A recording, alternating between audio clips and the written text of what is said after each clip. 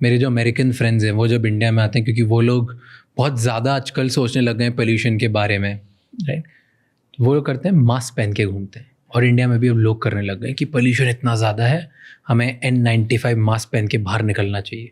उससे कुछ होता है? तो मास्क राज 3 तरह के होते हैं। एक क्लॉथ मास्क जो लोग अक्सर घर में कपड़े से बना लेते हैं।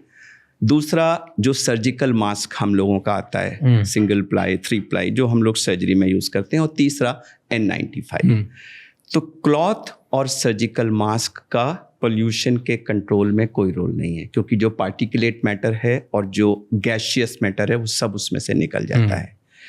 जो रोकता है, मदद करता है, वो N95। उसका नाम ही है N95 क्योंकि वो 95% ऑफ द पार्टिकुलेट मैटर को रोक लेता है। ठीक है। उसका जो पोर साइज होता है। लेकिन उसके लिए कुछ कैच हैं, और कैच ये है कि वो जो मास्क है वो आपके नोज के ऊपर यहाँ लगेगा और यहाँ से होता हुआ आपके पूरे मुंह को कवर करते हुआ इस पूरे एरिया पे टाइटली फिट होगा, ताकि आपने जो सांस ली और सांस बाहर की वो सब उस मास्क के थ्रू पास हो रहा है।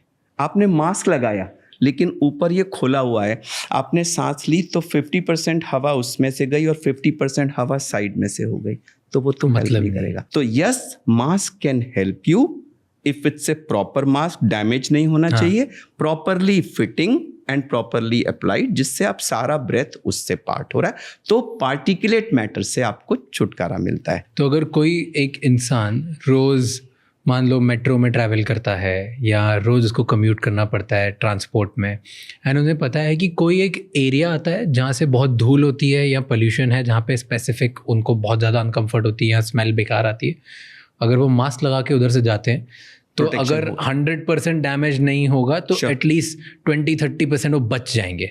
बिल्कुल 100% करेक्ट कहा आपने, लेकिन एक कैवेट है कि वो मास्क लगा के कृपया एक्सरसाइज ना करें। मैंने बहुत लोगों को देखा है कि सुबह मास्क लगा के वो साइकिलिंग और दौड़ने चले जाते हैं।